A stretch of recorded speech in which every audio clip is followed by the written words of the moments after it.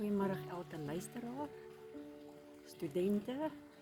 Dis ons 4de uitsending van die Hart van God, geskryf deur Dr. Chris Marx. Vandag kyk ons na die hart van gebed. Gebed is nie net woorde nie. Gebed is 'n verhouding met Christus. Soos Jesus vir ons skryf in Matteus 6 vers 6. Maar wanneer jy bid, gaan in jou binnekamer en sluit die deur en bid tot die Vader wat in die verborgene is.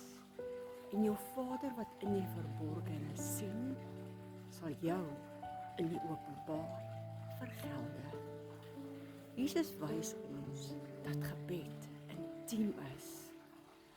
Dit is 'n plek van eerlikheid tussen jou en die Vader. Daar in die geheim vorm God ons hart en hy luister na ons fluistering en hy antwoord met genade. Gebed is 'n verhouding, is nie 'n prestasie nie. Ons bid nie om God te beïndruk nie. Ons bid om nader aan hom te beweeg. Jesus het nooit gesê, bid mooi nie. Hy het gesê, wanneer jy bid, dan sê jy, Vader. Gebed is nie iets wat ek doen, of iets wat ek daaruit gaan kry nie. Gebed is wat ek doen om by hom te wees.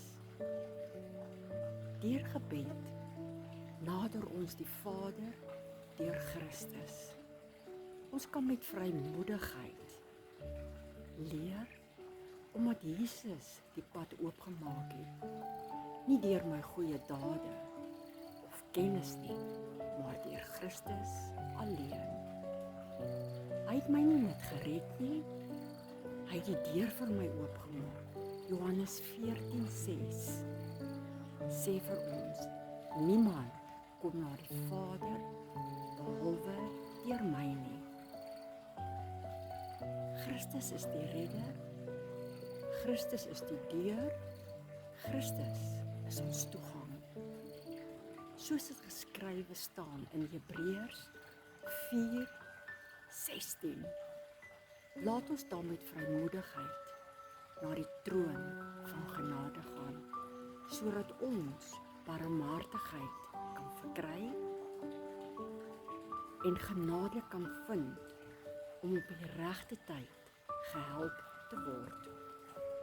Gebed verander my hart en bring my tot oorgawe waar my siel luister en waar ek fluister, Here, ek gee oor.